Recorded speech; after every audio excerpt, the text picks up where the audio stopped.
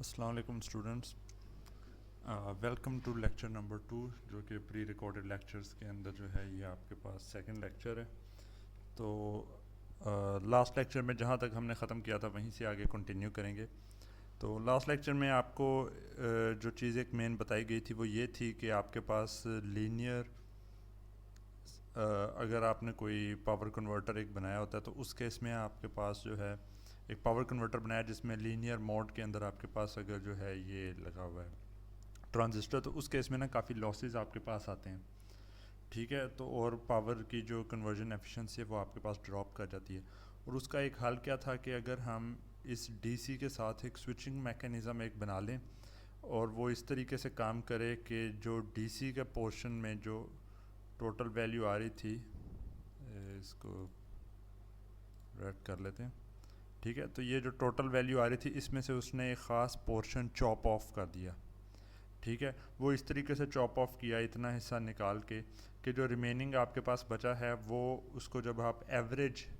लेते हैं तो वो आपके पास जो है आउटपुट डीसी वोल्टेज के लेवल के बराबर पहुंच जाता है।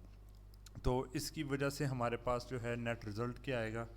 कि आपने जो है एफिशिएंटली एक कन्वर्टर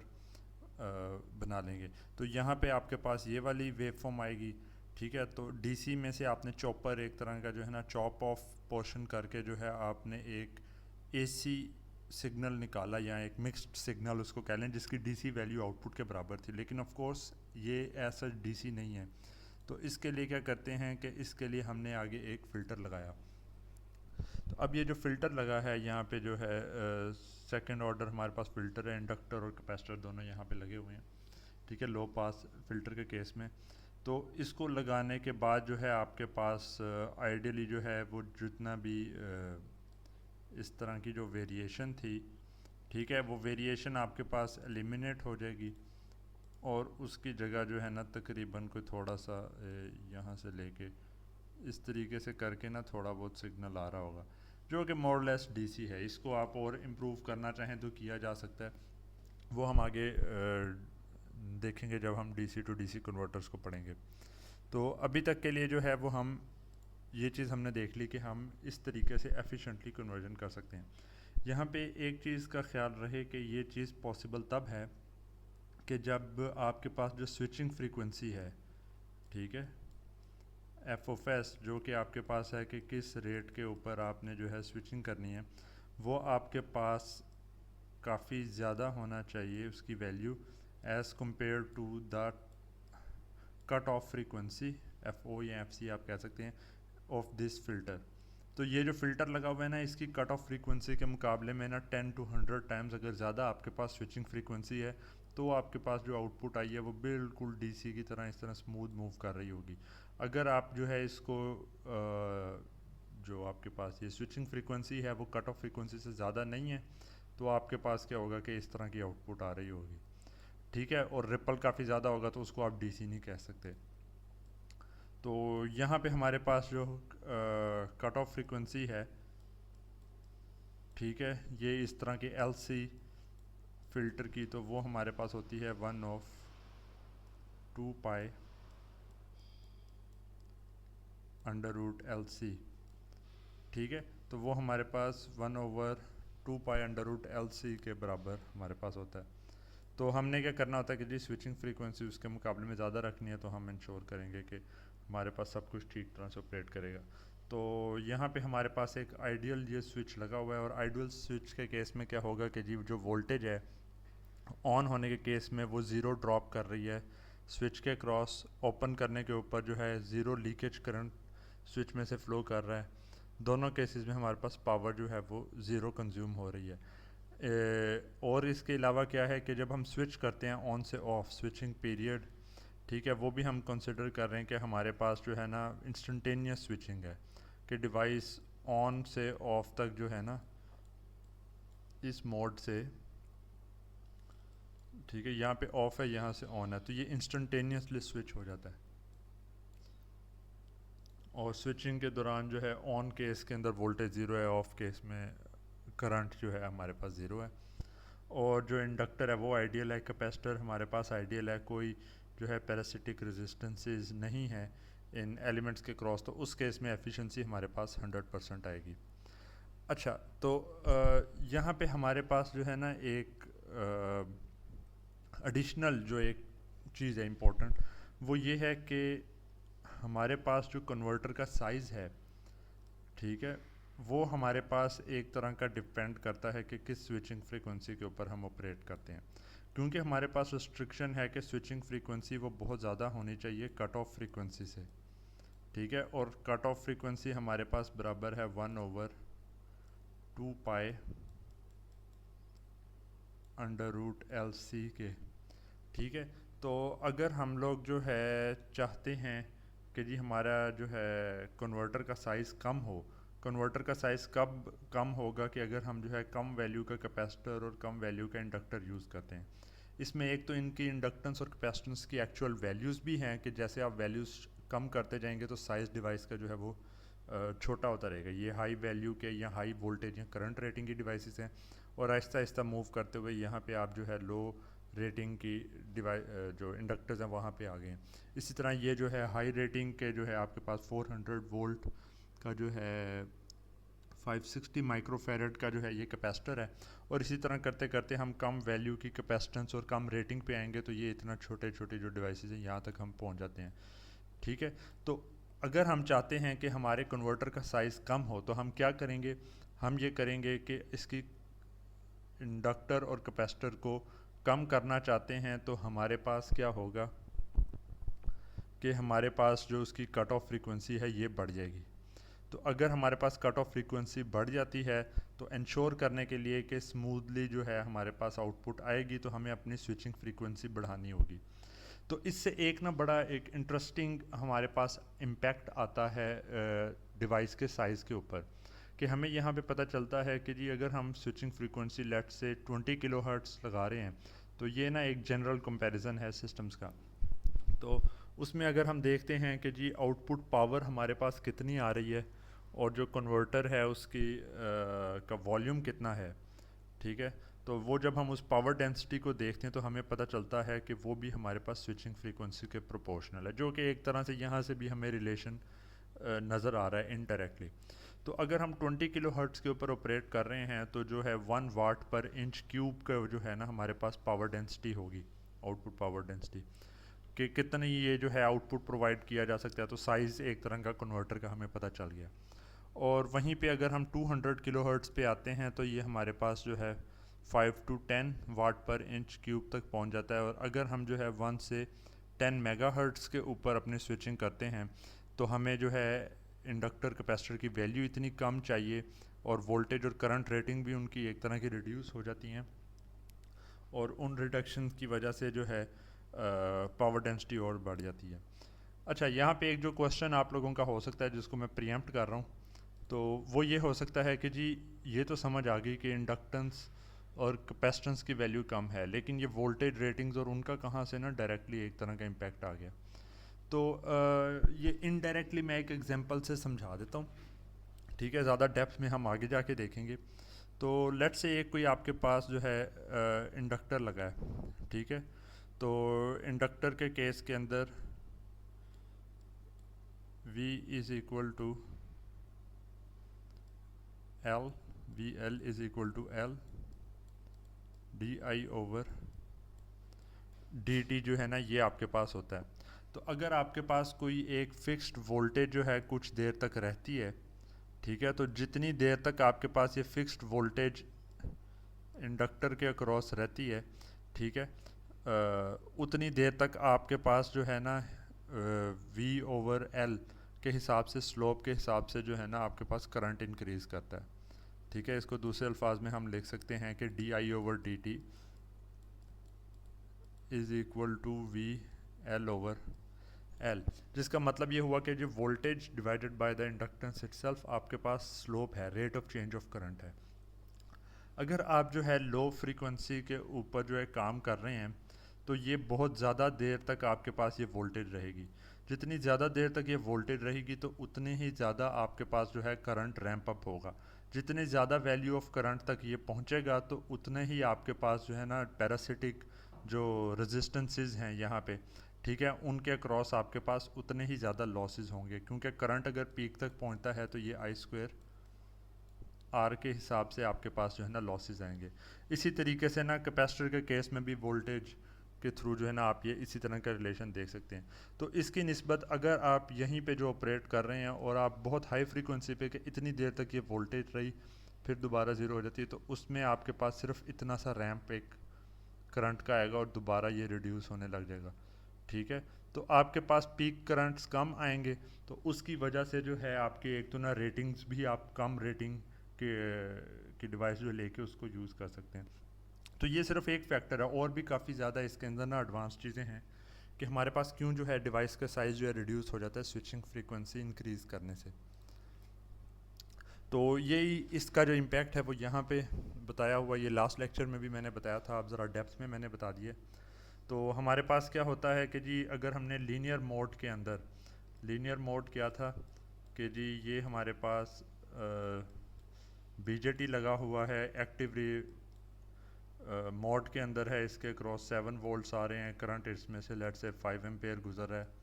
ठीक है, तो इस केस के अंदर हमारे पास क्या होगा कि लॉसेस यहाँ पे इनकर होंगे, ये लीनियर मोड के अंदर है एक्टिव रीजन में। तो 5 टाइम्स 7 35 वाट जो है ना ये खाली इसके क्रॉस लॉसेस आ रहे थे। तो उस तरह के केसेस के अंदर जहाँ लीनियर मोड में यूज़ करेंगे तो एक तो हमारे पास जो है डिवाइस का जो है ना इनका साइज़ जो है रिलेटिवली काफ़ी बड़ा होगा, हीट सिंक वगैरह हमारे पास इधर लगे होंगे। ठीक है, इधर इतना ज़्यादा फ्रीक्वेंसी का सच नहीं कोई काम, ये लीनियर मोड के अंदर कंटिन्यूस चल रहा है। तो यहाँ पे हमारे पास जो है कंपोनेंट्स, फिर आगे अगर कोई फिल्ट्रेशन करनी है इनपुट साइड पे, ये कोई सप्लाई आ रही है, सप्लाई से AC टू DC करके आगे कर रहे हैं, तो काफ़ी कुछ इसमें मतलब कंपोनेंट्स हैं, सिर्फ और सिर्फ यही चीज़ नहीं है। तो ओवरऑल अगर हम जब देखेंगे ना तो हमारे पास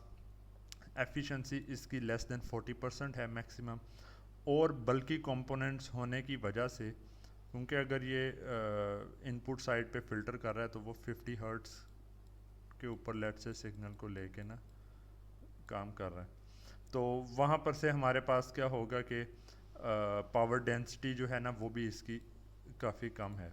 उसकी बजाय अगर यही सारे प्रोसेस को किसी तरीके से जो है वो शिफ्ट कर दिया जाता है स्विचिंग मोड पावर सप्लाई में हाई फ्रीक्वेंसी के ऊपर, तो वहाँ पे हम efficiency as much as 95% achieve कर सकते हैं, और पावर डेंसिटीज़ जो है वो हमारे पास 6 वाट से 100 वाट पर इंच क्यूब तक आ सकती है। ठीक है, वही जो पिछला जो चीज़ें आपको बताई थी उसी के हिसाब से। अच्छा, लेकिन क्या इसका मतलब है कि हमें लीनियर मोड को अगर हम कहते हैं कि जी ये ठीक नहीं है, स्विचिंग मोड ठीक है, तो क्या हमेशा हमें जो है इसी की डायरेक्शन के अंदर जो है चूज़ करना चाहिए? तो ये चीज़ भी जो है 100% करेक्ट नहीं है। बाज़ ऐसी एप्लीकेशंस हो सकती हैं कि जहाँ पे आपको जो है स्विचिंग मोड पावर सप्लाई जो है ना वो आपको नहीं यूज़ करनी, और एप्लीकेशन ऐसी है और आपको लीनियर मोड यूज़ करनी पड़ेगी। ठीक है, ये कैसे होता है इसकी मैं आपको एक एग्जांपल दे देता हूँ, क्योंकि मेरे साथ खुद ये वाक़या हुआ था। इटली के अंदर रिसर्च के दौरान ना हम एक रेडिएशन डिटेक्टर था एक्सरे का, बल्कि गैमा रे वाला था। ठीक है, यूरोपियन स्पेस एजेंसी का ही वो प्रोजेक्ट था उसके लिए। तो उसमें क्या था कि एक ना क्रिस्टल है, उस क्रिस्टल के नीचे जनाब डिटेक्टर्स लगे हुए हैं, उसके नीचे हमने जो है मल्टीपल के पोर्शंस लगाए हैं, एक और स्ट्रक्चर है और उसको नीचे से ठंडा कर रहे हैं। ठीक है, तो वहाँ पे एक मॉड्यूल्स यूज़ होते हैं, थर्मोइलेक्ट्रिक पेल्टियर मॉड्यूल्स को ना यूटिलाइज़ किया जा रहा है, जिनके अंदर जो है आपके पास टेंस ऑफ एम्पेयर करंट गुजरेगा। ठीक है, और 30 वोल्ट्स तक जो है ना, 30 नहीं 20 वोल्ट्स तक जो है ना तकरीबन पीक तक, मतलब 200 वाट आपके पास जो है ना उनके क्रॉस आ रहे होंगे। तो काफ़ी ना हैवी किस्म का ना एक एप्लीकेशन थी। तो यहाँ पे जो डिटेक्टर थे वो हमें अल्ट्रा लो नॉइज़ के अंदर ना उनकी परफॉर्मेंस को वैल्यूएट करना था। तो हुआ क्या कि जी क्योंकि स्विचिंग मोड आपको सस्ती भी मिलती हैं, तो मैंने वो वाली पावर सप्लाईज परचेज़ की। ठीक है, कुछ पड़ी भी हुई थी, परचेज़ तो नहीं नेसेसरीली कहेंगे। तो उनको यूज़ करके जब टेस्ट किया ना, तो अब ये स्विचिंग मोड पावर सप्लाई में क्या होता है कि आपके पास क्योंकि हाई फ्रीक्वेंसी स्विचिंग हो रही है, तो उसकी वजह से जो है ना इलेक्ट्रोमैग्नेटिक इंटरफेरेंस EMI वो आपके पास जनरेट होती है। तो यहाँ पे जो डिवाइस थे उसके अंदर से हाई अमाउंट ऑफ करंट ये इसका आ रहा था स्विचिंग मोड की वजह से, जो करंट के अंदर भी स्पाइक्स थोड़े बहुत आ रहे थे, वो यहाँ से कपल हो के मेरे पास डिटेक्टर पे कपल हो गए,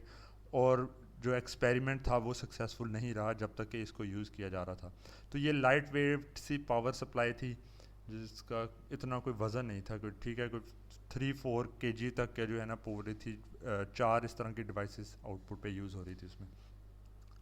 और उसकी बजाय लेकिन जब ये मसला हल नहीं हुआ तो मुझे लीनियर के ऊपर मूव करना पड़ा, और लीनियर का जो था ना ये कोई 20 kg से जो है, क्योंकि बल्कि और हैवी इसमें ट्रांसफार्मर्स और चीज़ें लगी हुई थी, तो 20 kg प्लस ही था मेरे ख्याल में। को जब यूज़ किया है तो वहाँ पे बेशक एफिशिएंसी और बाकी सारी चीज़ें नहीं थी, लेकिन मेरे पास जो आउटपुट थी लीनियर मोड में बग़ैर किसी जो है स्विचिंग की वजह से जो हारमोनिक्स हैं उनके बगैर मेरे पास आ रही थी। उनके साथ मैंने एक्सपेरिमेंट किया तो मेरा एक्सपेरिमेंट सक्सेसफुल रहा। ठीक है, तो ये बाज़ इस तरह की मतलब एप्लीकेशंस होती हैं जहाँ पे आपको जो है लीनियर मोड जो है वो फिर भी यूज़ करनी पड़ सकती है, इसीलिए ये अभी भी एग्जिस्ट करती हैं। ठीक है, बाकी दोनों का जो एक तरह का कंपैरेटिव डिफरेंस है वो आपको यहाँ पे पता चल गया। तो जहाँ पे ऐसी कोई स्ट्रिक्ट आपकी रिक्वायरमेंट नहीं है तो वहाँ पे आपको जो है ये स्विचिंग मोड पावर सप्लाईज को ही यूज़ करना चाहिए। तो जो लीनियर मोड में हमारे पास सीरीज़ ट्रांजिस्टर जो है वो एडजस्टेबल रजिस्टर के तौर पे यूज़ हो रहा है,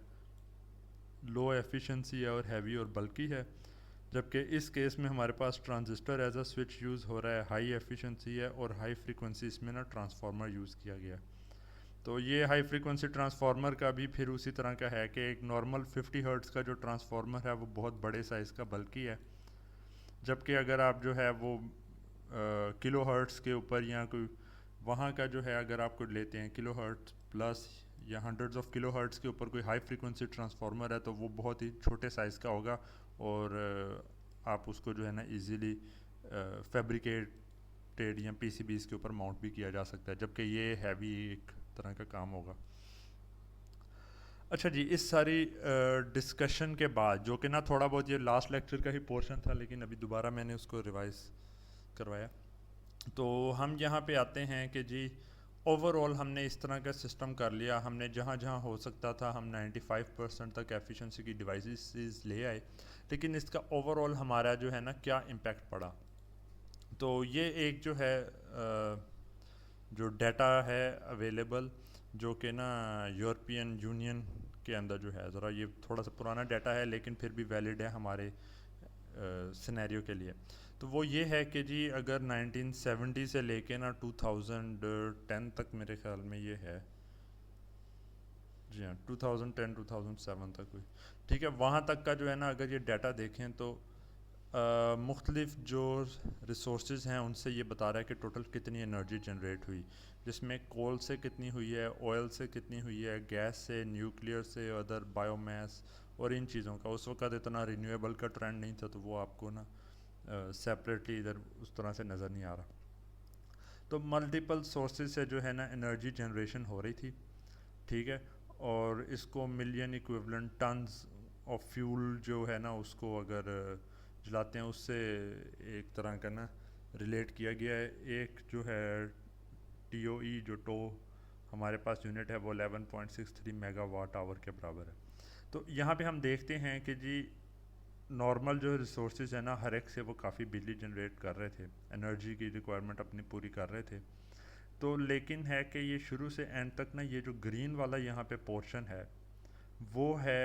एक ऐसा है कि एक्चुअली उनकी जो एनर्जी की डिमांड है वो यहाँ तक रही है, लेकिन ये रही है यहाँ तक कि जब तक उन्होंने जो है पावर इलेक्ट्रॉनिक और इस तरह के सिस्टम्स के थ्रू अपने जो है एनर्जी एफिशिएंसी को अपने सिस्टम्स में इंट्रोड्यूस करवाया, वहाँ पे ए ग्रेड और अपग्रेड्स वगैरह भी जो है ना डिफरेंट ग्रीन वो इंट्रोड्यूस सिस्टम किए हुए हैं उन्होंने। तो जब हाई एफिशिएंसी सिस्टम्स की तरफ उन्होंने मूव करना शुरू किया तो उनकी वजह से उनकी जो है ना डिमांड कम होती रही। तो वो डिमांड कम होने की वजह से था कि इतने लंबे अरसे तक उनकी ओवरऑल अगर जनरेशन है वो बहुत ज़्यादा कोई बढ़ी नहीं है, लेकिन उसके बावजूद हालांकि उनकी यूजेज जो है वो अच्छी खासी बढ़ गई थी, मुख्तलिफ जगहों के ऊपर एप्लीकेशंस जो हैं, सिस्टम्स जो हैं इंडस्ट्री के अंदर वो यूज़ कर रहे थे, लेकिन फिर भी उनकी जो है डिमांड इतनी नहीं बढ़ी। वो क्यों नहीं बढ़ी? क्योंकि जो एफिशिएंट सिस्टम्स उन्होंने इंट्रोड्यूस करवाए, जैसे पावर इलेक्ट्रॉनिक सिस्टम्स के अंदर एफिशिएंसी पे जब मूव किए तो उनकी जो है डिमांड रिड्यूस हो गई। और अगर यहाँ पे टोटल देखा जाए एट यहाँ पे 2007 या ये जो भी डेट है उसके ऊपर देखा जाए, तो जितना उन्होंने अपने सिस्टम्स के अंदर एनर्जी एफिशिएंसी से डिमांड को रिड्यूस किया है वो किसी भी इंडिविजुअल सोर्स से एनर्जी जनरेशन से ज़्यादा है। फॉर एग्जांपल यहाँ पे हमें नज़र आता है कि ऑयल से इतनी उन्होंने जनरेट की है, पर इतनी टोटल ऑयल से जनरेट नहीं की जितनी एफिशिएंट एनर्जी सिस्टम्स यूज़ करके उन्होंने अपनी डिमांड कम की है। तो ये जो इस तरह का एक नेगेटिव जो एस्पेक्ट है कि जी वो एनर्जी जो कि इस्तेमाल होनी थी लेकिन आपने जो है उसको इस्तेमाल होने से रिड्यूस कर दिया उसका, उसको कहते हैं नेगा जाउल्स। वो जाउल्स जो कि आपने एक तरह की बचत कर ली उसकी। तो ये जो नेगा जाउल्स के अंदर जितनी एनर्जी उन्होंने बचाई है वो इतनी ज़्यादा एफिशिएंट सिस्टम से है कि किसी भी सिंगल सोर्स से इतनी जनरेट नहीं हो रही थी। तो इससे हमें पता चला कि ये जो छोटे छोटे सिस्टम्स के अंदर एफिशिएंसी को इंट्रोड्यूस करवाना है इसका बड़े लेवल के ऊपर बहुत मेजर जो है मैक्रो इकोनॉमिक इम्पैक्ट भी पड़ सकता है। ठीक है, तो ये एक तरह का ना टारगेट है कि जी ये एफिशिएंट सिस्टम्स की तरफ मूव करके ये चीज़ अचीव की जाए। तो एक और जैसे पाकिस्तान के अंदर अगर प्रोस्पेक्ट्स इसके देखे जाएं तो अब तो थोड़ा ट्रेंड जो है लोगों ने रिन्यूएबल एनर्जी और सोलर वगैरह जो है पीवी सिस्टम्स के थ्रू जो है अपनी एक तरह की जनरेशन इतनी हो रही है कि हमारे पास इतना ज़्यादा स्ट्रेस नहीं रहा पावर जनरेशन और सप्लाई के ऊपर। लेकिन हमारे पास फिर भी अगर जो है हम फर्दर अगर जो अप्लायंसेस हमारे इधर लगी हुई हैं जो कि पुराने तर्ज के ऊपर लॉसी हैं, लो एफिशिएंट हैं, अगर हम उनको भी जो है हाईली एफिशिएंट डिवाइसेस से अगर रिप्लेस करें तो हमारे पास जो है डिमांड और भी बहुत हद तक जो है उसको कम किया जा सकता है। तो इसका जैसे कि ये पाकिस्तान जो है energy Punjab energy efficiency and conservation agency वगैरह की जो वेबसाइट है वहाँ पे भी उन्होंने इस तरह की मुख्तलिफ डिटेल्स वगैरह दी हुई हैं। तो जैसे पहले एक ट्रेडिशनल सिस्टम्स के अंदर होता था कि जी हमारे पास जो टंगस्टन के लगे होते थे बल्ब वगैरह 100 वाट के बल्ब हैं, लाइट वो प्रोड्यूस करते थे तकरीबन 1600 ल्यूमन्स। ल्यूमन्स है कि कितनी रोशनी हमारी आंखों को देखने में नज़र आती है। तो उसी के बाद हेलोजन आए, वो उतने ही 1600 ल्यूमन्स जो है वो 72 वाट बिजली लेके जो है उसमें प्रोड्यूस करते थे। फिर आपके पास CFL वाले फ्लोरोसेंट वाले आए, ठीक है, 23 वाट में। और अब जो LED वाले आए हैं वो 20 और 20 की बजाय अब तो 15 वाट्स तक भी कुछ और एफिशिएंट सिस्टम्स बन गए हैं जो कि 15 वाट की एनर्जी खाली लेके जो है 1600 ल्यूमन जितनी जो है रोशनी हमें प्रोवाइड कर देते हैं। ठीक है, तो अगर जितने भी हमारे इधर लाइटिंग सिस्टम्स लगे हुए हैं उनको इनसे रिप्लेस कर दिया जाए,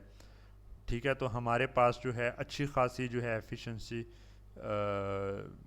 बिजली जो है और उसकी बचत जो है एक तरह से की जा सकती है। ठीक है, ये खाली एक सिस्टम है जिसको हम देख रहे हैं। ऑफ कोर्स ये जो बनाने के अंदर आपने जो है ये LEDs के साथ ऑपरेट कर रहा है, तो आपको AC टू DC कन्वर्जन करना और DC to DC efficient converters आपके पास होंगे, सिस्टम एक अच्छी तरह से वेल डिज़ाइंड होगा, तो फिर आप जो है ना ये चीज़ अचीव कर पाते हैं।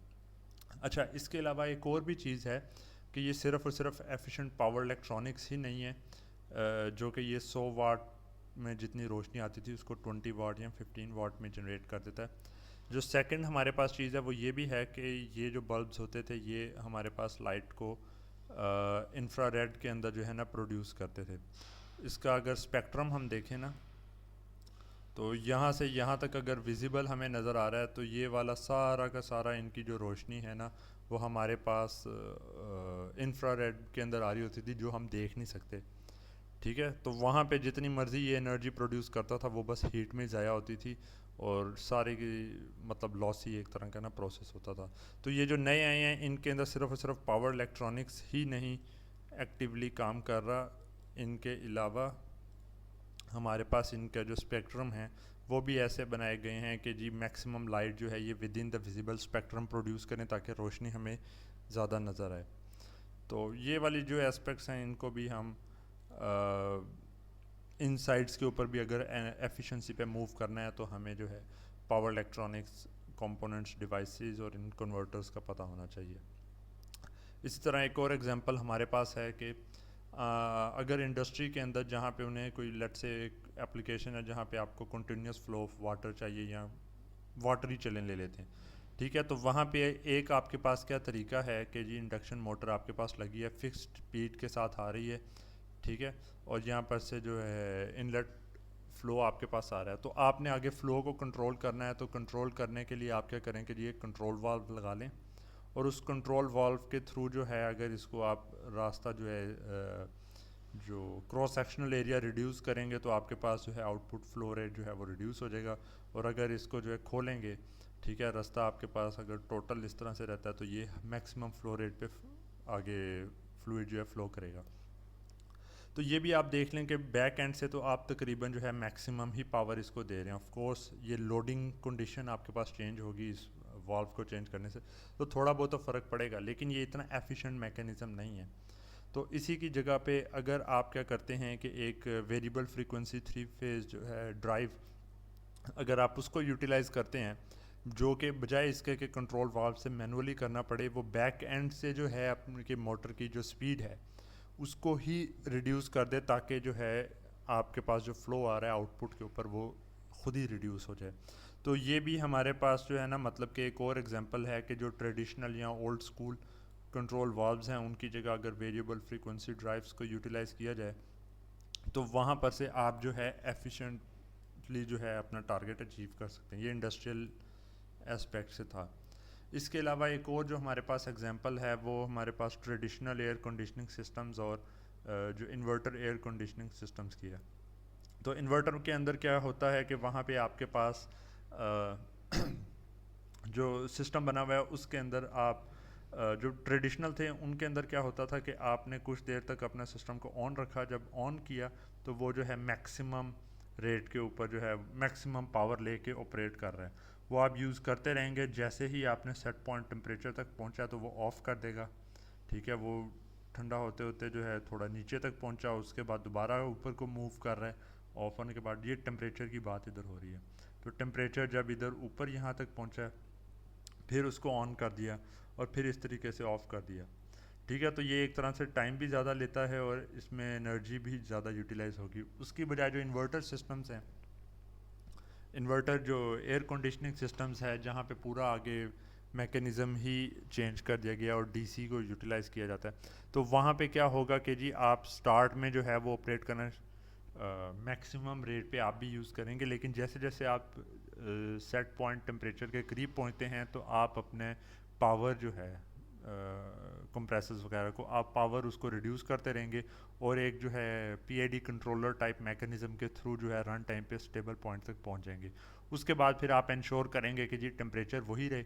और इस सिस्टम के अंदर using the inverter air conditioning आपके पास जो है 30 to 40% जो है वो एनर्जी की सेविंग हो जाती है। और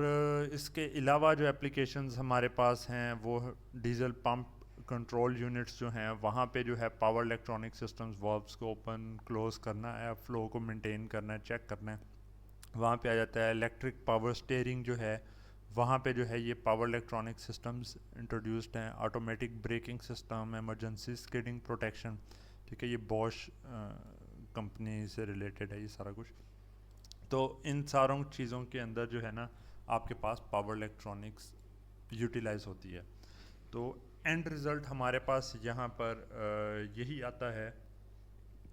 कि power electronic incorporates concepts from a diverse set of fields, ठीक है। एक तो इसको अप्लाई करने के लिए आपके पास जो है ना सिग्नल प्रोसेसिंग का आपको पता होना चाहिए, simulation computing, electronics, solid state physics, electromagnetics, power systems, electric machine, circuit theory, ठीक है, सिस्टम कंट्रोल थ्योरी। तो ये सारे के सारे एस्पेक्ट्स आपको आने चाहिए। ऑफ कोर्स एक सिंगल कोर्स के अंदर हम हर एक के अंदर डेप्थ में नहीं जाएंगे, तो पहला जो पोर्शन हमारे पास सॉलिड स्टेट फिजिक्स से रिलेटेड होगा, डिवाइस की ऑपरेशन वगैरह उनको देखने के लिए, ठीक है। उसके बाद कुछ जो है इलेक्ट्रॉनिक्स के पोर्शन के ऊपर हम जाएंगे, और ये सिग्नल प्रोसेसिंग वाले जो एस्पेक्ट्स हैं ना ये मेजर रहेंगे। ये जो है हमारे पास सिस्टम्स एंड कंट्रोल थ्योरी वगैरह का जो है ये थोड़ा सा मैं हिंट इसका दूंगा, लेकिन इसको फुल्ली जो है ना हम उस तरह से कवर नहीं करेंगे। तो ये इस तरीके से जो है ना आपके कोर्स का जो है ना ये स्ट्रक्चर है। तो यहाँ पे जो आपके कोई क्वेश्चंस है ना, तो वो आप लोग पूछ सकते हैं। ये वीडियो को यहाँ पे फिर मैं होपफुली पॉज करके आपके क्वेश्चन लूँगा और उसके बाद जो है दोबारा आगे से स्टार्ट कर दूँगा। अच्छा जी, क्वेश्चन आंसर सेशंस के बाद का जो है ये प्री रिकॉर्डेड लेक्चर का अभी मैं कंटिन्यू कर रहा हूँ। ठीक है, यहाँ पे लेक्चर नंबर 3 स्लाइड शुरू हुई हैं, लेकिन जैसे कि आपको पता है कि आमतौर पे जो है जीसी के अंदर यहाँ पे ना हफ्ते के अंदर 2 1.5 घंटे के लेक्चर्स के थ्रू हम 3 क्रेडिट आवर्स को करवाते थे। लेकिन यहाँ पे क्या है कि इकट्ठे ही आप लोगों की आसानी के लिए एक ही दिन में 3 घंटे का लेक्चर रखा हुआ है। तो उसमें अनफॉर्चुनेटली जो है ज़रा ड्यूरेशन ऑफ द कंटेंट जो है वो भी उसी लिहाज से कवर करना होता है, क्योंकि दोबारा जो है फिर हफ्ते में बाकी दिन दूसरे कोर्सेज का लेक्चर हो रहा है और मेरा दोबारा नहीं इस हफ्ते में होना। तो इसलिए जो है ना थोड़ा सा हम आगे मूव करते हैं। और अभी जो है ना ये बिल्कुल बेसिक्स कॉन्सेप्ट्स हैं जो कि ना आप मेरे ख्याल में इंजीनियरिंग के बाद इन चीज़ों का ना सारों को आइडिया होता है। लेकिन मुझे था कि डिवाइसेस पे जब मूव करना है ना, तो ये चीज़ें जो हैं इनकी आपको अंडरस्टैंडिंग जो है ना वो परफेक्टली होनी चाहिए, ताकि ना आगे फिर प्रॉब्लम ना आए। मैं एग्जैक्ट उस पॉइंट पे भी दोबारा ये चीज़ एक्सप्लेन कर सकता हूँ, लेकिन मुझे था कि ये तमाम चीज़ें इनको इकट्ठे एक दफ़ा बताने के बाद फिर ज़रा जो है डिवाइसेस को स्टडी करना जो है वो शुरू करना है। तो अब ये जो बेसिक बिल्कुल कॉन्सेप्ट्स हैं उनमें से सबसे पहली जो चीज़ जो आपको पता होनी चाहिए और पता होगी ऑफ कोर्स, वो ये है कि जी इलेक्ट्रिक करंट जो एम्पेयर्स के अंदर है वो हमारे पास बेसिकली है एनी मीडियम में से अगर इलेक्ट्रिक करंट फ्लो कर रहा है तो इसका मतलब है कि चार्ज कैरियर फ्लो कर रहे हैं, चार्जेस नहीं, चार्ज कैरियर्स। के कोई चीज़ है जिसके ऊपर चार्ज है और वो मूव कर रही है, तो उसकी वजह से आपके पास जो है इलेक्ट्रिक करंट जो है आ रहा है। और वो चार्ज कैरियर्स क्यों मूव कर रहे हैं? वो इसलिए मूव कर रहे हैं कि आपके पास इलेक्ट्रिकल पोटेंशियल डिफरेंस है जो कि आप वोल्ट्स की फॉर्म के अंदर मेजर कर सकते हैं। तो पोटेंशियल डिफरेंस की वजह से जो चार्ज कैरियर्स मूव करेंगे। अच्छा, अब ये जो चार्ज कैरियर्स आपके पास हैं ये इलेक्ट्रॉन हो सकते हैं, होल्स हो सकते हैं, आइंस हो सकते हैं। कंडक्टर्स के केस के अंदर ठीक है ये आपके पास इलेक्ट्रॉन्स होते हैं। ठीक है, मेटल वगैरह है कहीं पे अगर वो चार्जेस ने मूव करना है तो वो आपके पास इलेक्ट्रॉन्स मूव कर रहे हैं। इलेक्ट्रोलाइट्स के केस में सॉल्यूशंस हैं। ठीक है, लेड एसिड बैटरी है उसके अंदर इलेक्ट्रोड्स लगे हैं, उसके थ्रू मूव कर रहा है। तो वहाँ पे जो है ना चार्ज कैरियर्स आपके पास पॉजिटिव और नेगेटिव आइंस हैं। ठीक है, तो इलेक्ट्रोड्स डिफरेंट लगे हुए हैं, एक पॉजिटिव है एक नेगेटिव है। तो बीच में से जो है जो सोडियम, लेट्स से ये नमक का कर लेते हैं, सोडियम आयन इस तरफ को मूव कर रहा है, क्लोराइड आयन जो है वो आपके पास अगली साइड पे मूव कर रहा है। ठीक है, तो इस तरीके से जो है ना चार्ज कैरियर्स उस केस में आपके पास इलेक्ट्रॉन्स, इलेक्ट्रोलाइट्स के केस में आयंस होंगे। सेमीकंडक्टर्स के अंदर चार्ज कैरियर हमारे पास इलेक्ट्रॉन्स होंगे या होल्स होंगे, ये इनको हम थोड़ी देर बाद आगे देख लेंगे। और जो वैक्यूम है या आयोनाइज्ड गैसेस हैं, प्लाज्मा है, तो उस केस के अंदर जो चार्ज कैरियर्स हैं वो आपके पास इलेक्ट्रॉन्स या आयंस होंगे। अच्छा, इधर अब ख्याल में जो चीज़ जो चीज़ आपको जो है अच्छी तरह पता होनी चाहिए वो ये है कि लेट से आपके पास जो है ना रेडिएशन कोई एक सोर्स है, रेडियो एक्टिव सोर्स है, और वो आपके पास जो है beta particles let's say emit कर रहा है। तो आपको पता है कि जी beta particle basically fast moving electrons हैं। तो अगर हवा में से जो है वो इलेक्ट्रॉन्स मूव कर रहे हैं तो वो भी आपके पास, हवा एक मीडियम है उसमें से इलेक्ट्रॉन्स मूव कर रहे हैं तो आपके पास करंट मूव कर रहा है। ठीक है, बेशक उसकी वैल्यू बहुत कम होगी लेकिन it's still an electric current. Alpha particles कहीं से मूव कर रहे हैं जो कि हीलियम न्यूक्लियस जो है वो आपके पास बनते हैं, तो वो भी अगर मूव कर रहे हैं तो वो भी करंट कंसिडर होगा। इसी तरीके से जैसे आपने बहुत पहले वो जेम्स चैडविक का मेरे ख्याल में एक्सपेरिमेंट है कि जिसके अंदर जो है प्रोटॉन्स मूव कर रहे होते हैं। ठीक है, H प्लस प्रोटॉन्स जो है ना वो आपके पास मूव कर रहे हैं, एक कैथोड है एक तरफ लगा हुआ है, एक तरफ एनोड लगा हुआ है, एनोड से एमिट होकर कैथोड की तरफ जा रहे हैं वैक्यूम के अंदर। तो वहाँ पे भी एक तरह का हमारे पास इलेक्ट्रिक करंट ही मूव कर रहा है, और ऑफ कोर्स वो सर्किट उसी तरीके से कंप्लीट होगा वैक्यूम में से जब ये चार्जेस मूव करते हैं, चार्ज कैरियर्स। और इसके अलावा जो है ये स्पेस के थ्रू जो मर्ज़ी मीडियम हो वहाँ पर से जब रेडिएशन या ये चीज़ें मूव करेंगी तो आपके पास इलेक्ट्रिक करंट मूव कर रहा है। और इसके अलावा एक एग्जांपल इसी तरीके से लाइटनिंग की है, ठीक है। तो लाइटनिंग के केस के अंदर भी जो है वो ब्रेक डाउन आपके पास ऑफ एयर जो है वो एग्जिस्ट करता है और प्लाज्मा ही एक तरह का बन जाता है जहाँ पे इलेक्ट्रॉन्स और आयंस वगैरह होते हैं और वो मूव आपके पास करते हैं, ठीक है। तो इलेक्ट्रिक करंट जो है वो उसको आप तमाम इन केसेस के अंदर चार्ज कैरियर्स की मूवमेंट के ऊपर बनता है। अच्छा, जो डीसी करंट है तो ऑफ कोर्स उसके केस में क्या होता है, चार्ज कैरियर्स कंटिन्यूसली जो है वो एक ही डायरेक्शन में मूव करते रहते हैं, ठीक है। और जो एसी करंट है, प्योर एसी करंट के केस में क्या होगा, वो चार्ज कैरियर्स एक किसी मीन पोजीशन के अबाउट जो है वो ऑसिलेट करते रहेंगे, ठीक है। तो वो आपके पास जो है ना एसी करंट एक तरह से बन गया। अच्छा, अब यहाँ पर से थोड़ी ना चीज़ें आ जाती हैं जो कि ना रिलेटिवली इंपॉर्टेंट हैं पावर इलेक्ट्रॉनिक्स के अंदर, सेमीकंडक्टर्स के अंदर स्टडी करने के लिए, क्योंकि उधर चार्ज कैरियर्स डिफरेंट मटेरियल होंगे और उन्होंने मूव करना है। तो जहाँ पे अब अक्सर जो नॉन आइडियलिटीज़ हैं वो चार्ज कैरियर्स की ये वेलोसिटी और इन पैरामीटर्स के साथ एसोसिएटेड होती हैं, ठीक है। अब जो चार्ज कैरियर्स हैं वो इन्फिनिट स्पीड के ऊपर मूव नहीं करते,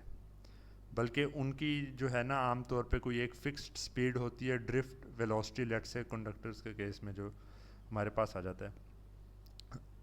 ये ड्रिफ्ट वेलोसिटी है कि जी चार्ज कैरियर्स कांस्टेंट किस स्पीड के ऊपर जो है ना ड्रिफ्ट करते करते मूव कर रहे होंगे, फील्ड के ऊपर ड्रिफ्ट कर रहे हैं, ठीक है। इलेक्ट्रिक फील्ड आपने अप्लाई की थी उसकी वजह से ड्रिफ्टिंग उनकी हो रही है। तो ये जो ड्रिफ्ट वो कर रहे हैं और जो आपके पास स्पीड है उनकी ड्रिफ्टिंग की और इलेक्ट्रिक फील्ड जो अप्लाई की थी, तो उसके दरमियान में हमारे पास एक कांस्टेंट है मोबिलिटी। ये चीज़ है कि चार्ज कैरियर की क्या मोबिलिटी है। अब लेट से इलेक्ट्रॉन्स अगर जो है आपके पास एक डिफरेंट किस्म के कंडक्टर्स में से मूव कर रहे हैं, कॉपर के अंदर मोबिलिटी उसकी कुछ और होगी, ठीक है। कॉपर की प्योरिटी की वजह से उसकी मोबिलिटी कुछ और होगी, कॉपर के जो वो टेम्परेचर है मटेरियल का उसकी वजह से उसकी मोबिलिटी चेंज हो जाएगी।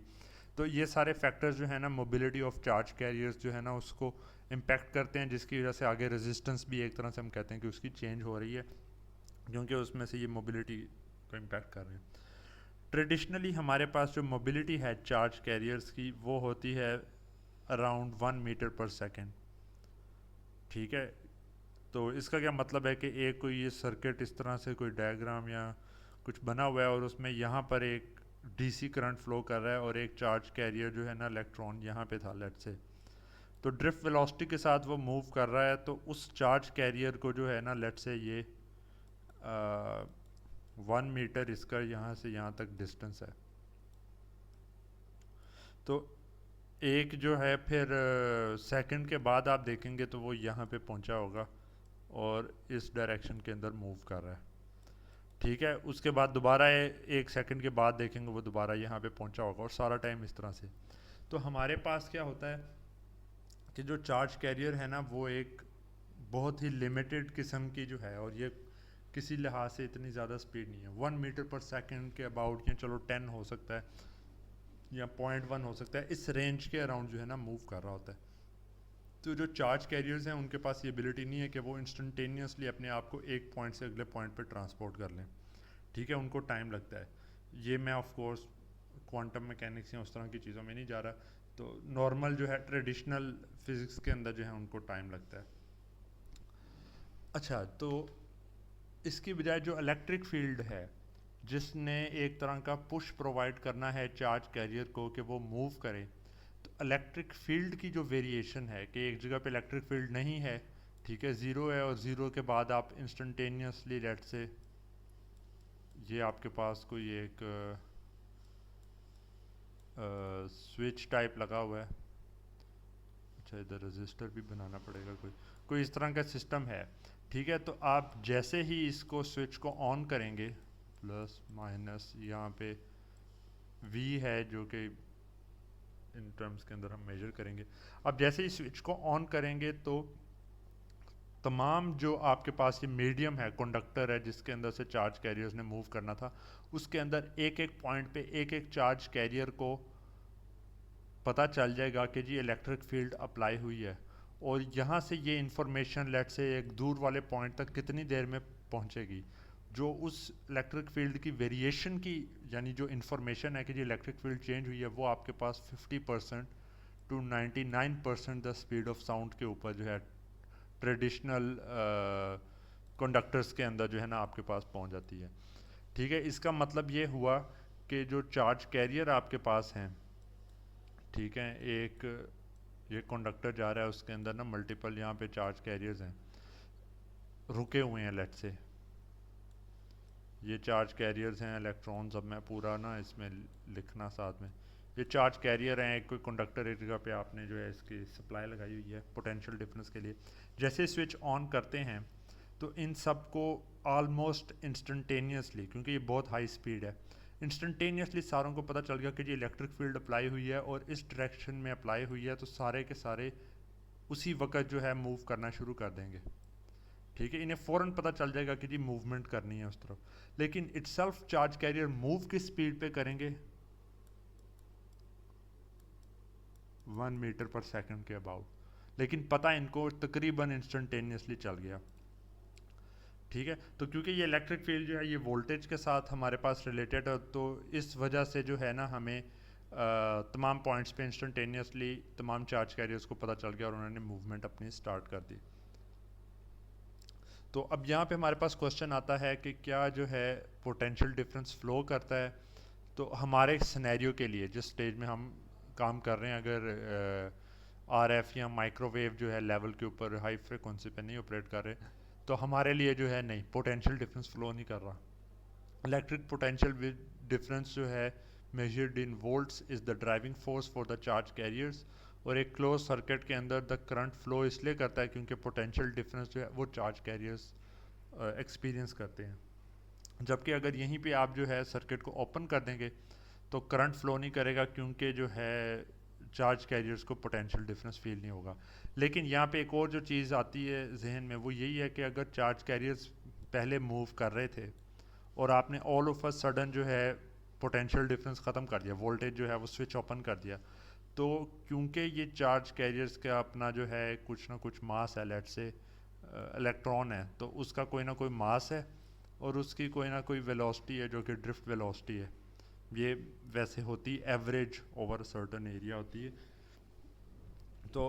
ये आपके पास एक मोमेंटम बन गया, तो ये मोमेंटम जब इस डायरेक्शन में जा रहा है तो ये फ़ौरन से ज़ीरो नहीं आपके पास हो जाएगा। तो फील्ड उधर से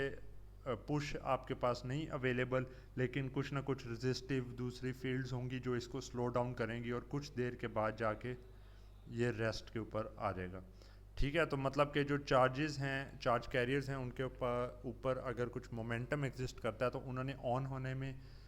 ज़ीरो स्पीड से जो है ड्रिफ्ट वेलोसिटी तक पहुंचने में, और ड्रिफ्ट वेलोसिटी तक से ज़ीरो स्पीड पर पहुंचने में कुछ ना कुछ टाइम उनको लगेगा। ठीक है, तो ये हमारे पास सेकंड चीज़ है जो कि इस सारे से पता चलती है। और ये सेमीकंडक्टर्स के लिए ये चीज़ इंपॉर्टेंट है, क्योंकि आप डिवाइस ऑन करते हैं तो जी कहीं पे आपको नज़र आएगा कि जी अभी पोटेंशियल डिफरेंस नहीं है लेकिन फिर भी करंट फ्लो कर रहा है। ठीक है, जिसका मतलब है कि कुछ ना कुछ पोटेंशियल एक्चुअली एग्जिस्ट कर रहा होगा। ठीक है, यहाँ आपके पास है कि डायोड है, उसमें से नेगेटिव करंट फ्लो कर रहा है या किसी और डायरेक्शन में करंट फ्लो कर रहा है, डिवाइस ऑफ है लेकिन करंट फ्लो कर रहा है। तो उस तरह के तमाम केसेस जो हैं वो इन्हीं प्रिंसिपल से निकलते हैं। अच्छा, दूसरी एक चीज़ थोड़ा बीजेटी इसका, क्योंकि इतना ज़्यादा डेप्थ के अंदर नहीं यहाँ पे जाएंगे, तो एक उसके अंदर ये बताना था कि आपके पास अगर जो है आपके पास जो है मीटर वोल्टेज जो है, अगर लेट से एक बीजेटी आपने लगाया हुआ है, बेस है, मीटर है, कलेक्टर है, तो और लेट से ये है हमारे पास NPN है, हाँ यहाँ पे लिखा भी हुआ है।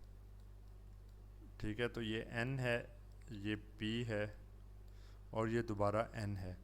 तो अगर आपके पास ये वाला जो है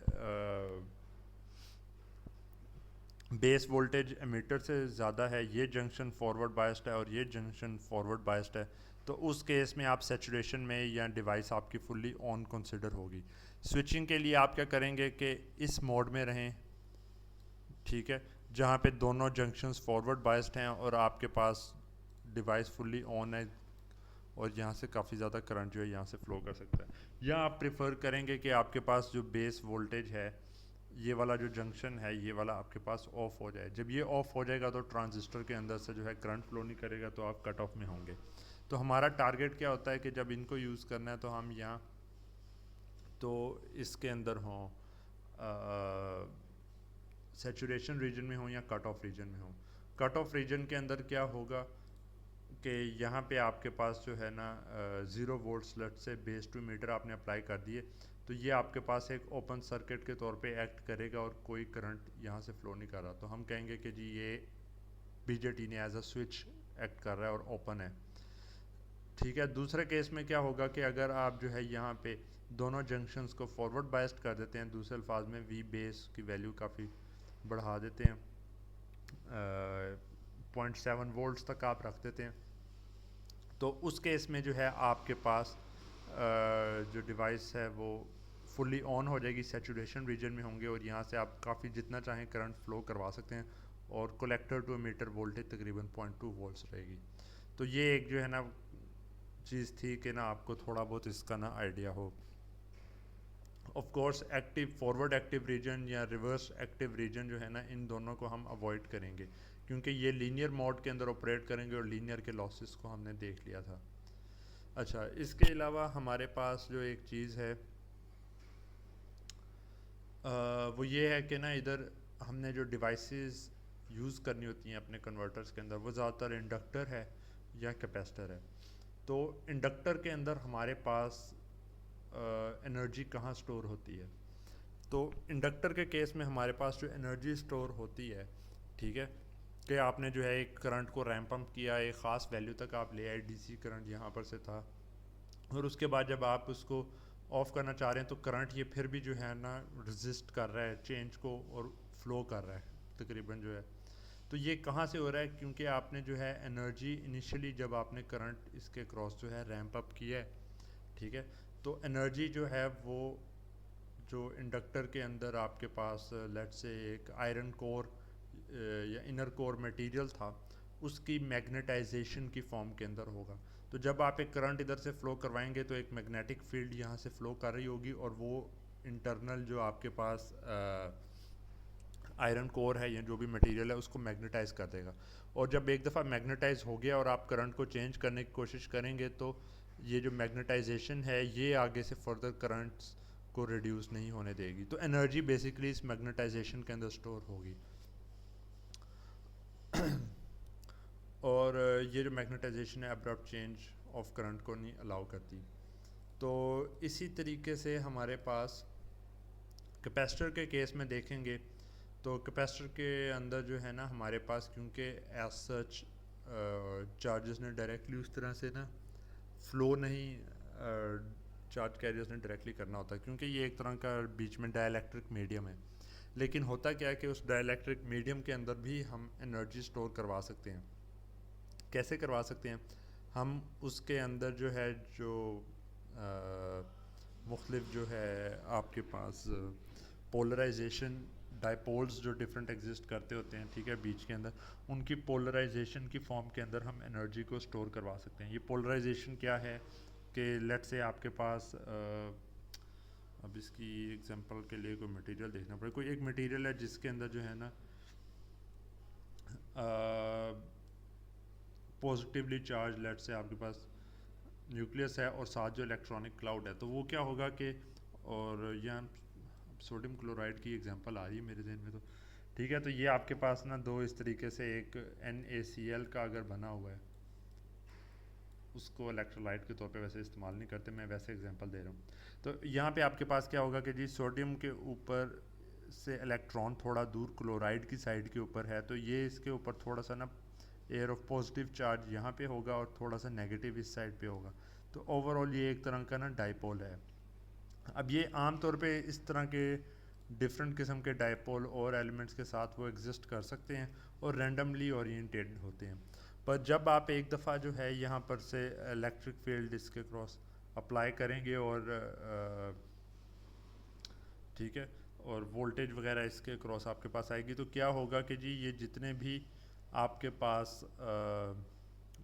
जो डायपोल्स हैं, ठीक है, ये पोलराइजेशन इनकी होने लग जाएगी और ये अपने आप को एक स्पेसिफिक अलाइनमेंट में ले आएंगे।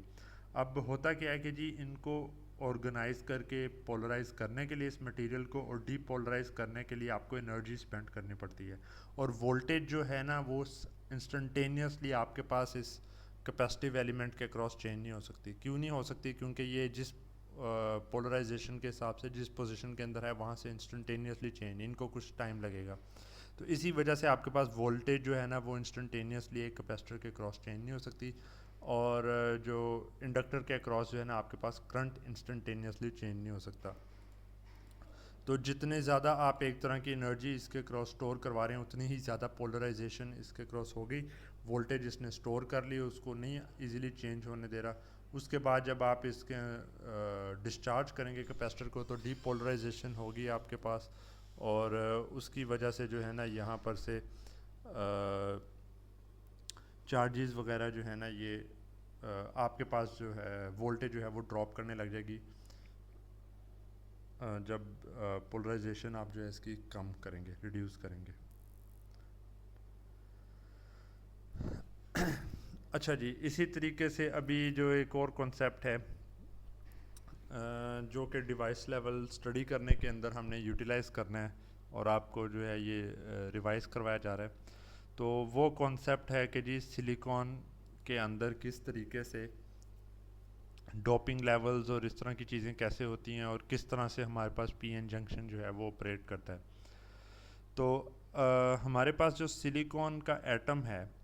उसके अंदर जो है ना 14 हमारे पास उसका एटॉमिक नंबर है, तो 14 उसके अंदर प्रोटॉन्स हैं और 14 उसके अंदर इलेक्ट्रॉन्स जो है ना मौजूद हैं, जिसमें से आउटर मोस्ट शेल के अंदर 4 इलेक्ट्रॉन्स अवेलेबल हैं। तो यहाँ पे क्या होता है कि हमारे पास जब एक सिलिकॉन का एटम है, नंबर ऑफ प्रोटॉन्स और नंबर ऑफ इलेक्ट्रॉन्स इसमें बराबर हैं, तो वो एक तरह का न्यूट्रल हमारे पास एटम है। और आम तौर पे जब आपने सिलिकॉन के एक लैटिस के अंदर देखेंगे, मतलब काफ़ी सारे एलिमेंट्स जो हैं सिलिकॉन के इकट्ठे हैं क्रिस्टलाइन स्ट्रक्चर के अंदर, तो वहाँ पे क्या होगा कि ये हर सिलिकॉन का एटम इर्द गिर्द के 4 एटम्स के साथ जो है ना कोवेलेंट बॉन्ड्स बनाएगा, और उससे क्या होगा कि ऑक्टेट रूल के हिसाब से हर एक के अराउंड तकरीबन जो है 8 इलेक्ट्रॉन्स जो है ना उसको पूरे नज़र आएंगे और वो एक तरह की स्टेबल पोजीशन में रहेगा।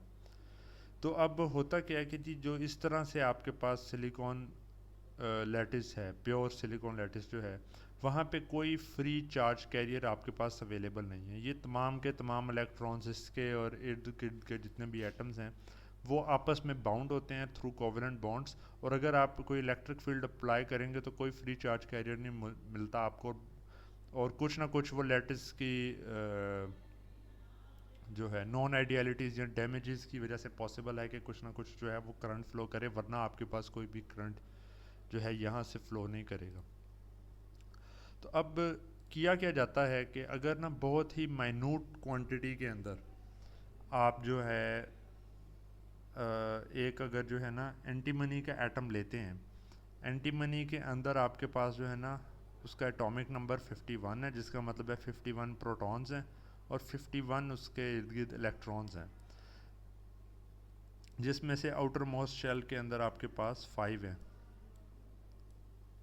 ठीक है, तो ये 5 इलेक्ट्रॉन्स आउटर मोस्ट शेल के अंदर हैं। तो अगर हम आप खाली इस एंटीमनी एटम को देखते हैं तो ये भी न्यूट्रल है, जितने इलेक्ट्रॉन्स हैं उतने ही प्रोटॉन्स हैं, तो ये भी एक तरह का न्यूट्रल है। तो हम अगर एक बहुत कम क्वांटिटी के अंदर एंटीमनी को इंट्रोड्यूस कराते हैं सिलिकॉन लैटिस के अंदर, ठीक है, तो वहाँ पे क्या होगा, कहीं ना कहीं एंटीमनी का एटम जाके बीच में एडजस्ट हो जाएगा। जब ये बीच में एडजस्ट होता है तो अब आउटर मोस्ट शेल में 5 इलेक्ट्रॉन्स हैं, तो 4 इलेक्ट्रॉन्स जो है ना वो तो इर्द गिर्द के 4 सिलिकॉन एटम्स के साथ ऑक्टेट रूल के तहत स्टेबिलिटी इसको प्रोवाइड कर देते हैं, लेकिन हमारे पास ये एक ना फ्री इलेक्ट्रॉन रह गया। ठीक है, जब हमारे पास ये एक फ्री इलेक्ट्रॉन रह जाता है यहाँ पे, तो उसमें क्या होता है कि जी ये फ्री इलेक्ट्रॉन जो है वो इलेक्ट्रिक करंट को लेके जा सकता है,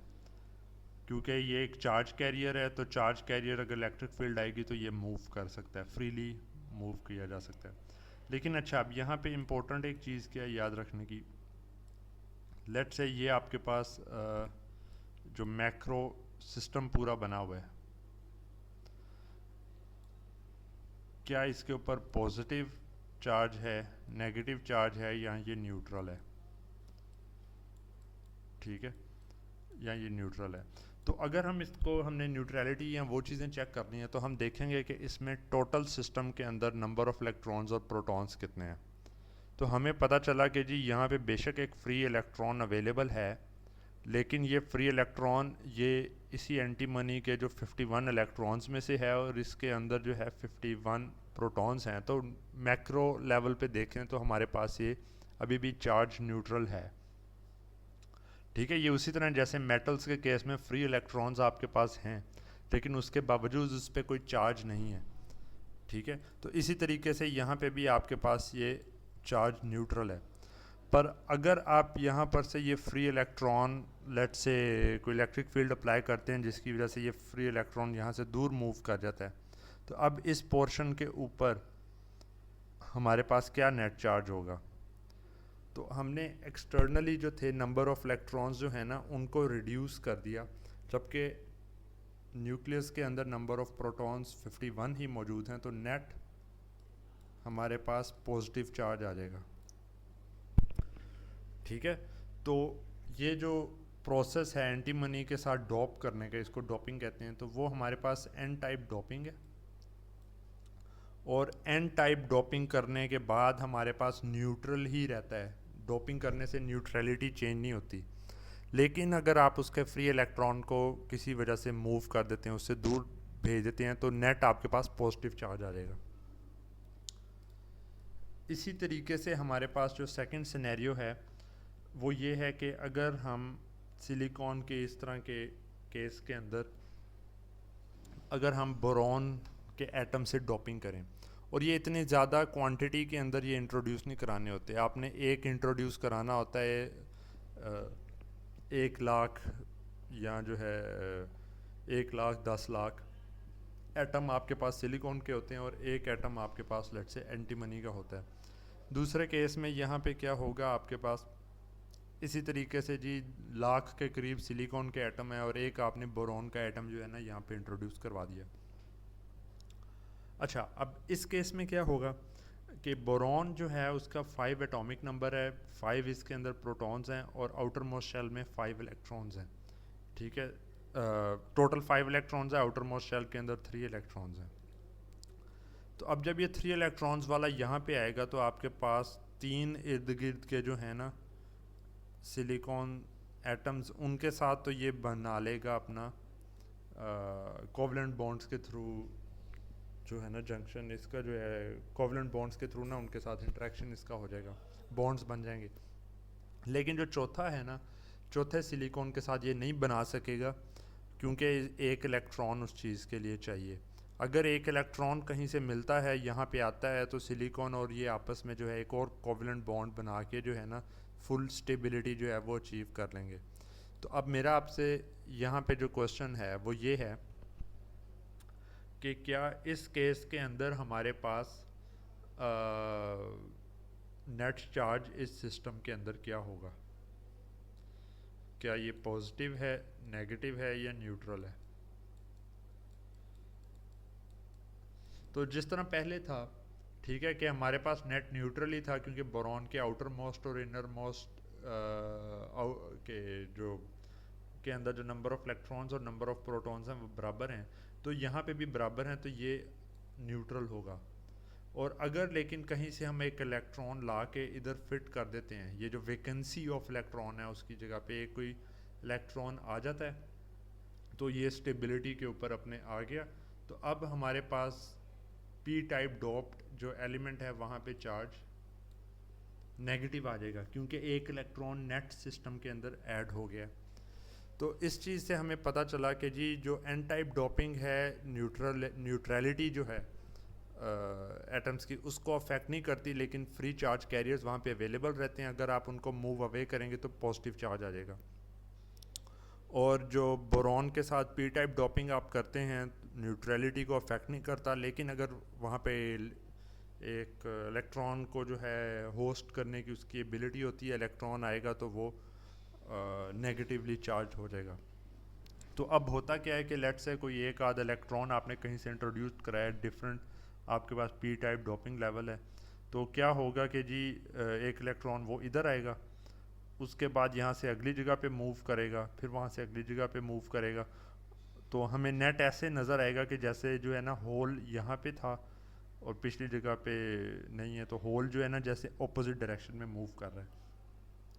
तो एक केस में हमारे पास क्या होगा कि जी free electron N type doping में जो है चार्ज कैरियर है, और होल को जो है ना हम कहते हैं चार्ज कैरियर है in case of P type doping. ठीक है। अच्छा, डोपिंग का अब हमारे पास इम्पैक्ट क्या होता है। डोपिंग के बाद हमारे पास ज़्यादा चार्ज कैरियर आ जाते हैं, फ्री चार्ज कैरियर्स। तो इसकी वजह से जो कंडक्टिविटी है डोप्ड रीजन्स की जो है हमारे पास बढ़ जाती है, क्योंकि अच्छा उसके बाद क्या है कि जी doped silicon is still charge neutral, neutrality उसकी चार्ज की ख़त्म नहीं होती। So total positive and negative charge carriers are the same within the lattice. अब हमने क्या किया कि उसको जनाब कंडक्टिव बना दिया, लेकिन उसकी जो है चार्ज न्यूट्रलिटी जो है ना उसको इम्पैक्ट नहीं किया। तो अब हमारे पास क्या होगा कि अगर हम एक पी टाइप और एन टाइप रीजन को साथ साथ ज्वाइन कर देते हैं, ठीक है, टॉपिंग लेवल एक ही सिलिकॉन का लेटिस पकड़ के सेंट्रल पॉइंट के इस तरफ पी टाइप कर दिया, इधर एन टाइप कर दिया, तो जो चार्ज फ्री चार्ज कैरियर्स हैं, एन टाइप में इलेक्ट्रॉन्स हैं, पी टाइप में होल्स हैं, वो फ्री चार्ज कैरियर्स जो है ना उनकी डिफ्यूजन अकर करती है, नेचुरली डिफ्यूज़ करते हैं कि जी इधर ज़्यादा इलेक्ट्रॉन है उधर कम है, तो उस तरफ को मूव कर जाते हैं, होल इस तरफ को मूव कर जाते हैं। तो अब जब इलेक्ट्रॉन जो हैं वो पी टाइप रीजन में आके होल्स वाली जगह वैकेंसी को फिल करते हैं, तो नेट चार्ज हमारे पास नेगेटिव इधर इकट्ठे हो जाता है, और जहाँ से क्योंकि जो फ्री चार्ज कैरियर इलेक्ट्रॉन्स इधर को मूव कर गए थे, तो इधर पॉजिटिव हमारे पास चार्ज आ जाता है। तो अब होता क्या है कि कुछ देर तक तो ना इस तरह की डिफ्यूजन की मूवमेंट रहती है, लेकिन कुछ देर के बाद एक स्टेबल पॉइंट आ जाता है जहाँ पे 0.7 वोल्ट्स का जो है ना पी टाइप और एन टाइप के दरमियान में पोटेंशियल डिफरेंस बन जाता है। जब ये 0.7 वोल्ट्स का पोटेंशियल डिफरेंस बन जाता है, उसके बाद जाके ये जो मूवमेंट है ना इनकी ये रुक जाती है, और वहीं पे मतलब कि ये प्रोसेस रुक गया। तो इस केस में भी हम ओवरऑल देखेंगे तो ये चार्ज न्यूट्रल है, बाहर से कोई चार्ज नहीं आया। पर हम इस हिस्से में देखेंगे तो ये हमारे पास पॉजिटिवली चार्ज है और ये वाला हिस्सा हमारे पास नेगेटिवली चार्ज है, और उसी की वजह से जो है ना अंदर एक इंटरनली इलेक्ट्रिक फील्ड भी एक एग्जिस्ट करती है, और हमारे पास जो है पोटेंशियल डिफरेंस जो है इस रीजन के अंदर है। क्योंकि यहाँ पे कोई फ्री चार्ज कैरियर मौजूद नहीं है, इधर के जितने फ्री इलेक्ट्रॉन्स थे इधर मूव कर गए, इधर के जितने होल्स थे वो एक तरह के अगली साइड पे हम कहेंगे मूव कर गए, तो इसलिए इसको डिप्लीशन रीजन कहते हैं कि जो डिप्लीटेड है फ्री चार्ज कैरियर से। ठीक है, तो ये हमारे पास पीएन जंक्शन नॉमिनली इस तरीके से बन गया। उसके बाद अगर हम जो है फॉरवर्ड बायस्ड करते हैं कि पी टाइप रीजन के ऊपर जो है एक पॉजिटिव वोल्टेज अप्लाई करते हैं, और नेगेटिव जो वोल्टेज है वो हम अप्लाई करते हैं एन टाइप रीजन के ऊपर, तो हमारे पास क्या होता है कि जी अब ऑफ कोर्स हमें पता है कि ये बाहर कंडक्टर है, तो इलेक्ट्रॉन्स ही इसमें मूव कर रहे होंगे, इस तरफ को नेगेटिव करके समझ लेते हैं और इलेक्ट्रॉन इधर से जो है ना इस तरफ को मूव कर रहे हैं, तो यहाँ पर से एडिशनल इलेक्ट्रॉन्स आते हैं, बाकी इलेक्ट्रॉन्स को पुश करते हैं, और वो क्या करते हैं कि सफिशेंट वोल्टेज अगर है तो वो पुश करके इस बैरियर को ओवरकम कर लेते हैं। तो अगर ये वोल्टेज 0.7 वोल्ट से ज़्यादा है तो इस बैरियर को ना सिर्फ वो ओवरकम कर लेते हैं बल्कि इसकी थिकनेस को भी रिड्यूस कर देते हैं। वो रिड्यूस कैसे होती है कि आपके पास यहाँ पे जो फ्री मूवमेंट के थ्रू जो आपके पास एक तरह का इक्विलिब्रियम बना था, एडिशनल जब चार्ज कैरियर इधर से भेजे जाते हैं तो वो कुछ यहाँ पे भी आते हैं और इस इक्विलिब्रियम को डिस्टर्ब कर देते हैं, और जिसकी वजह से जो है ये डिप्लीशन रीजन जो है सिकुड़ जाता है। तो ये इसी तरह यहाँ पे जो है फिर पी टाइप रीजन के अंदर होल्स की वजह से ये मूवमेंट आती है, और यहाँ पर से जो है ना होल्स एंड के ऊपर अपने जो इलेक्ट्रॉन्स वगैरह हैं वो एक्सटर्नल सर्किट के अंदर भेज देते हैं। तो इस केस में हम क्या कहते हैं कि जी अब क्योंकि करंट थोड़ा इजीली और फ्लुएंटली जो है फ्रीली मूव कर रहा है, तो हम कहेंगे कि ये फॉरवर्ड बायस्ड है और डायोड एज अ स्विच जो है वो ऑन है। ठीक है, once forward biased the electrons move towards positive terminal while holes move towards the negative terminal. On their way they combine with opposite polarity ions to junction reducing the depletion region। तो यहाँ पे वो combine करके depletion region को reduce कर देते हैं। अच्छा, तो अब जब हमारे पास जो है अगर हम opposite polarity के अंदर connect करते हैं कि p टाइप रीजन के साथ जो है हम negative terminal of a battery और n टाइप रीजन के साथ positive terminal of a battery को कनेक्ट करते हैं अगर, तो इस केस में हमारे पास क्या होता है कि ये नेगेटिव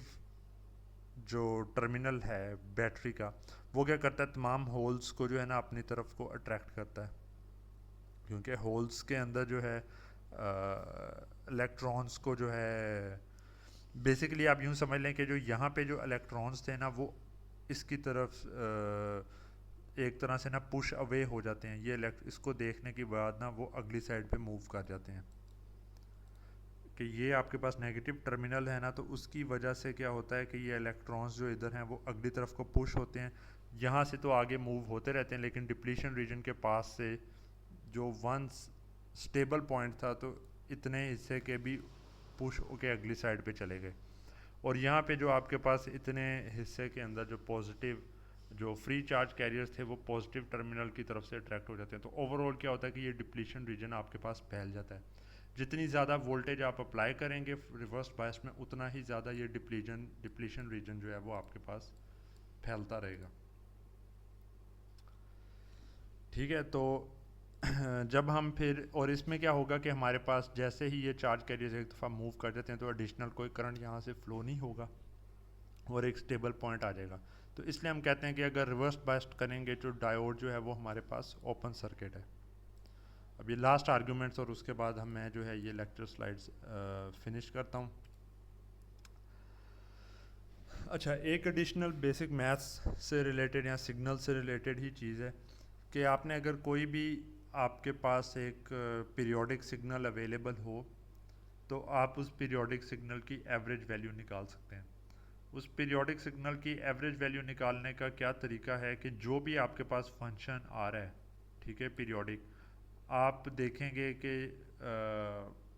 उसको इंटीग्रेट करेंगे for the duration of the period, जितनी देर तक वो आ रहा है उसको इंटीग्रेट करेंगे और डिवाइड कर देंगे उसी पीरियड की ड्यूरेशन से, तो आपके पास जो है डीसी वैल्यू आ जाएगी।